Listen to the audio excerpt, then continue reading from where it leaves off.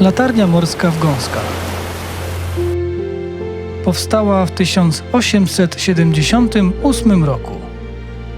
Ma ponad 50 metrów wysokości i do dziś należy do najwyższych latarni na polskim wybrzeżu.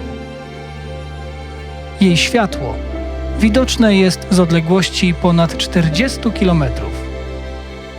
Od pokoleń pomaga marynarzom bezpiecznie prowadzić statki wzdłuż Bałtyku.